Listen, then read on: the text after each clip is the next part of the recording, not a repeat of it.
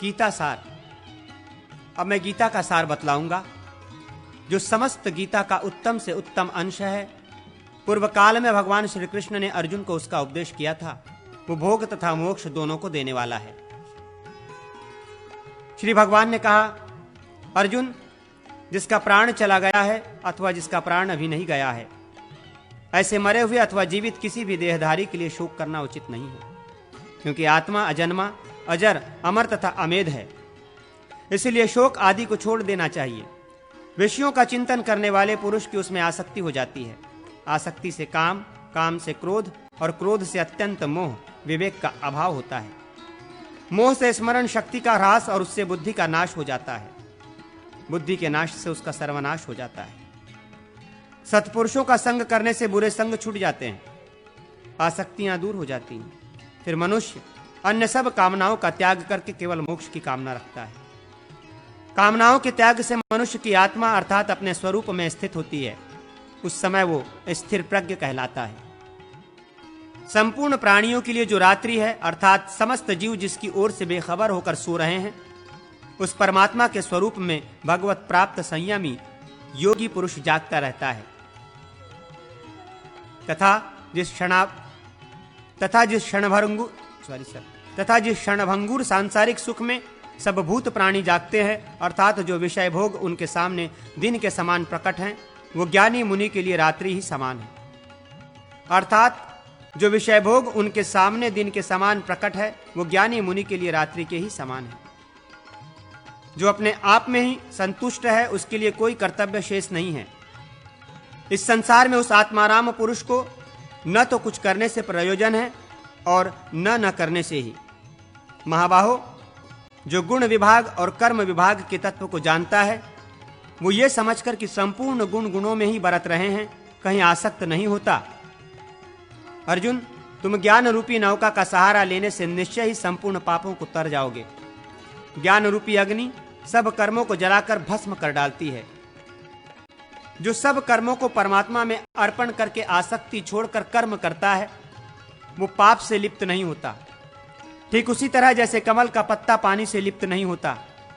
जिसका अंतःकरण योग युक्त है, परमानंदमय परमात्मा में स्थित है तथा जो सर्वत्र समान दृष्टि रखने वाला है, वो योगी आत्मा को संपूर्ण भूतों में तथा संपूर्ण भूतों को आत्मा में देखता है। योग भ्रष्ट पुरुष शुद्ध आचार विचार वाले श्रीमानों धनवानों के घर में जन्म लेता है।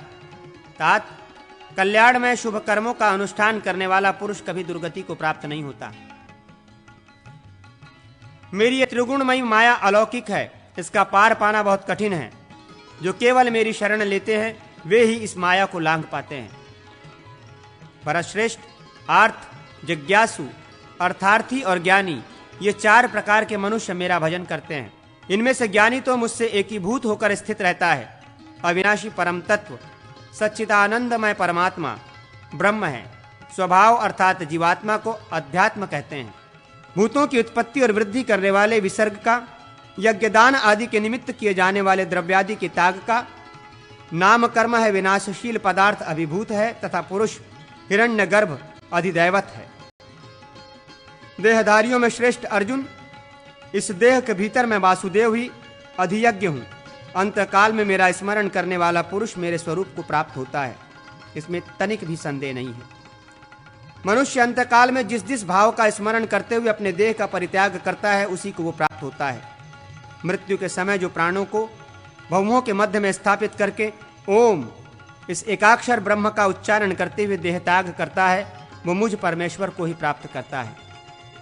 ब्रह्मा जी से लेकर तुच्छ कीट तक जो कुछ दिखाई देता है, सब मेरी ही विभूतियां हैं।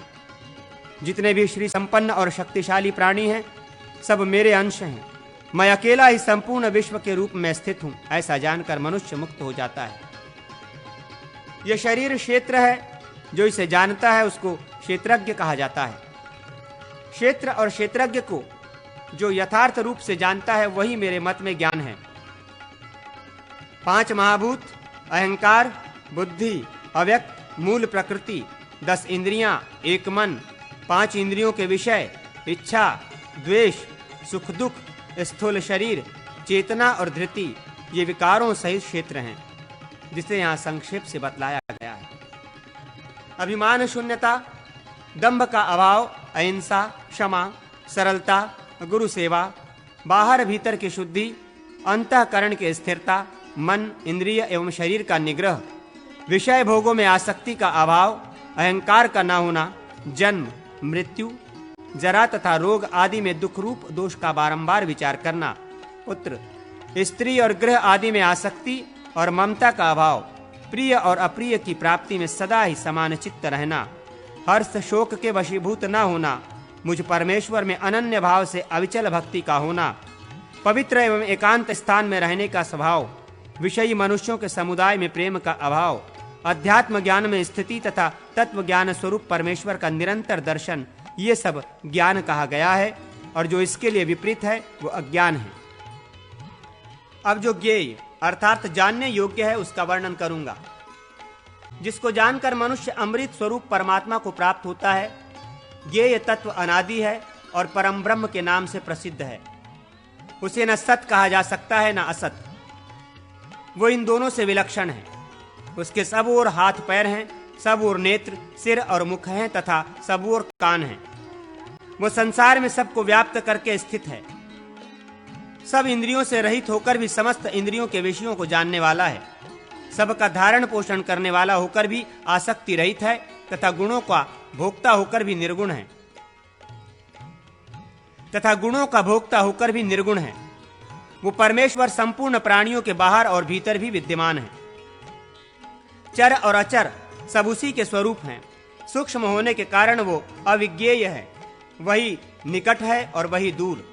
यद्यपि वो विभाग रहित है, आकाश की भांति अखंड रूप से सर्वत्र परिपूर्ण है, तथापि संपूर्ण भूतों में विभक्त पृथक पृथक स्थित हुआ सा प्रतीत होता है। उसे विष्णु रूप से सब प्राणियों का पोषक, रुद्र रूप से सबका संहारक और ब्रह्म रूप से सबको उत्पन्न करने वाला जानना चाहिए। वो सूर्य आदि ज्योतियों की भी ज्योति प्रकाशक है। उसकी स्थिति अज्ञान में अंधकार से परे बतलाई जाती है। वो परमात्मा ज्ञान स्वरूप जानने के योग्य, तत्व ज्ञान से प्राप्त होने वाला और सबके हृदय में स्थित है।